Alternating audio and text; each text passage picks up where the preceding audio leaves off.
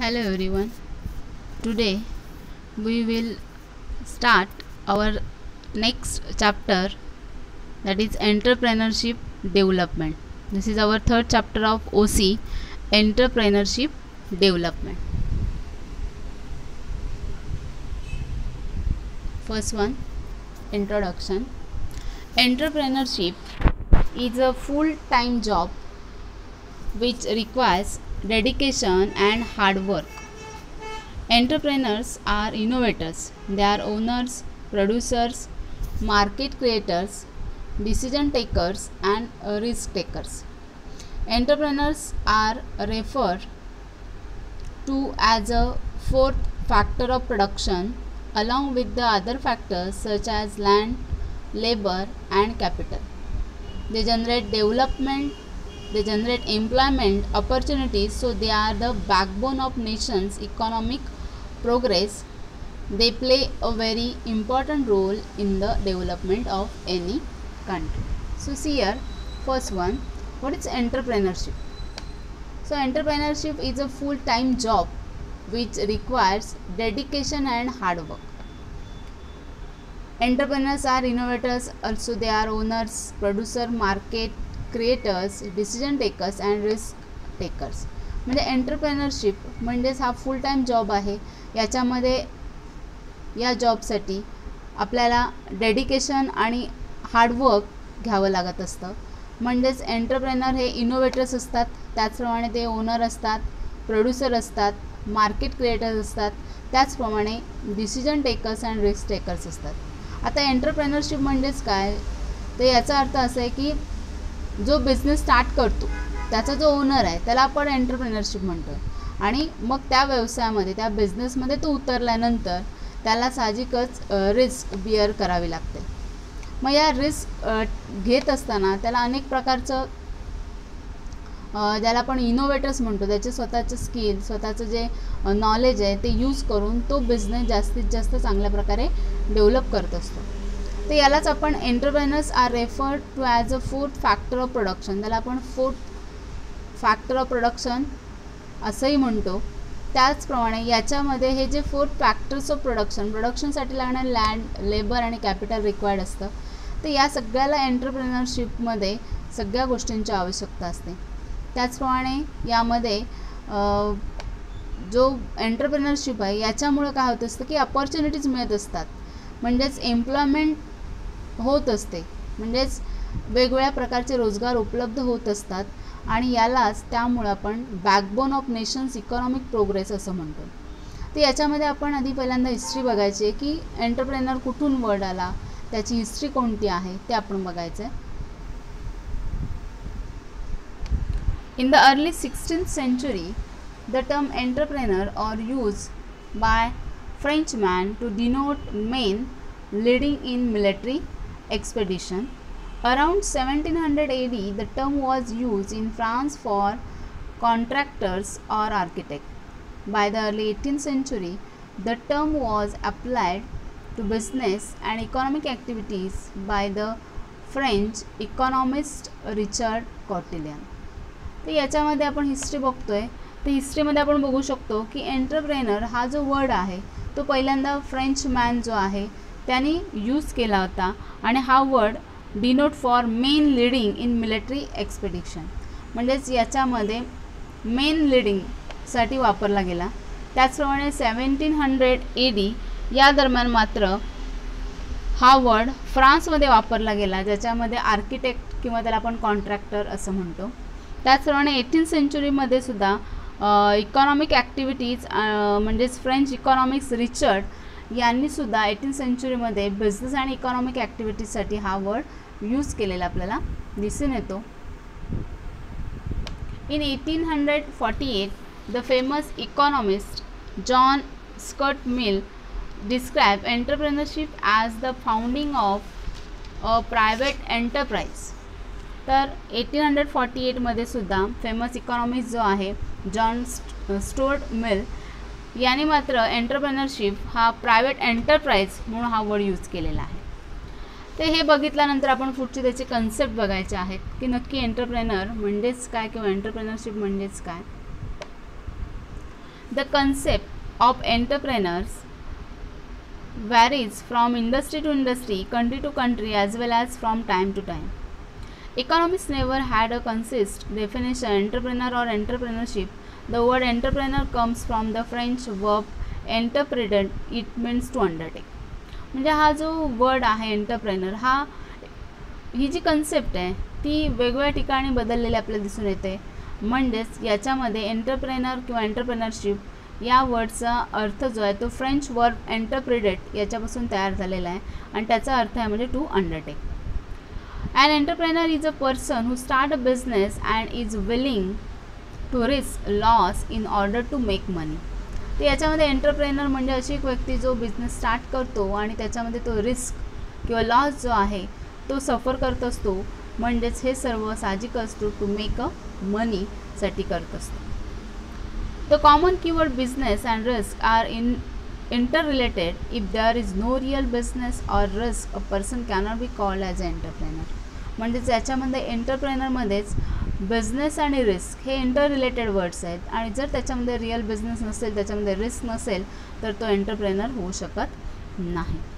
The small businessman who has founded your neighbourhood grocery shop.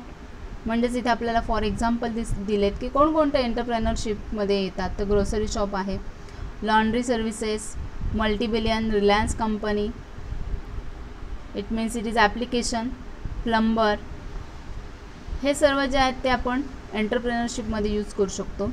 तर entrepreneurship म्हणजेच काय की entrepreneurship means the willingness of individual to start a new business venture by taking risk and managing it in this technological competitive global environment.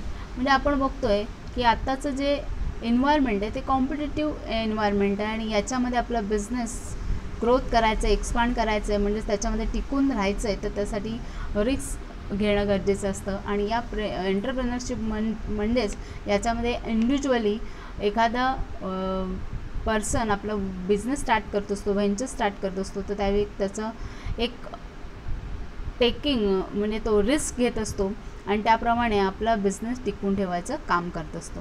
तर त्याच्यानंतर आपण definition बघणार आहोत. Harvard Stevenson, a long time professor, Harvard business school, defines entrepreneurship is the pursuit of opportunity beyond resource control. Webster Dictionary gives a definition: an entrepreneur is a person who starts a business and is willing to risk a loss in order to make money. तर Harvard Stevenson जे आहेत यांच्यामध्ये entrepreneurship म्हणजेच काय की याच्यामध्ये तुम्हाला opportunity मिळते ज्याच्यामध्ये तुम्हाला रिसोर्स जे आहेत ते रिसोर्स कंट्रोल करून त्याचा एक प्रकारे आपण परस्यूट करतो. म्हणजेच त्या रिसोर्सचा कंट्रोल करून एक प्रकारे आपला जो बिझनेस आहे त्याचं ग्रोथ केला जातं. एक तुम्हाला अपॉर्च्युनिटी मिळते की त्याच्यामध्ये कशा पद्धतीने तुम्ही तुमचा बिझनेस स्टार्ट करू शकता.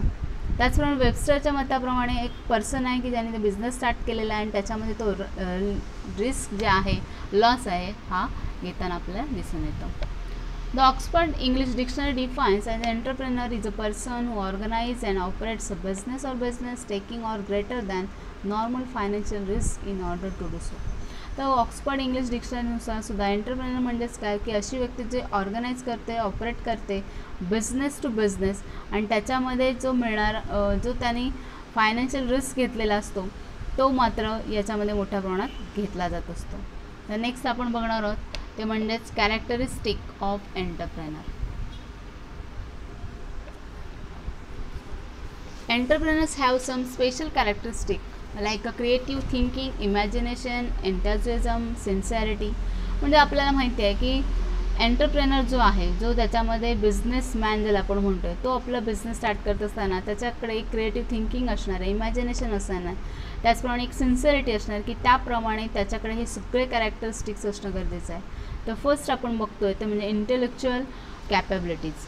And entrepreneur is a creative thinker. He has reasonably good intelligence. He has ability to analyze business situation. This ability will help him to take a proper decision.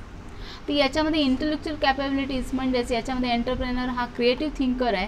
तो एक प्रकारे त्याचं जो स्वतःचं इंटेलिजन्स आहे त्या इंटेलिजन्सचा यूज करून तो बिझनेसच्या सिच्युएशन ॲनालाइज करतो आहे, त्याच्यावर वेगवेगळ्या प्रकारचे डिसिजन घेण्याआधी कोणकोणत्या प्रकारे ॲनालाइज करून त्याच्यावर प्रॉपर आपल्याला जो डिसिजन घ्यायचा आहे त्यासाठी त्याची स्वतःचं कॅपॅबिलिटीज ज्या आहेत इंटेलेक्च्युअल आहेत त्या यूज करून मग बिझनेस स्टार्ट करत असतो. Next, future vision. The entrepreneur has a good foresight about future market situation. He should also have knowledge about external business environment. This will help him to take a proper decision according to the situation and changes in the market, so he can take timely action for the same. So our next characteristic, that is a future vision.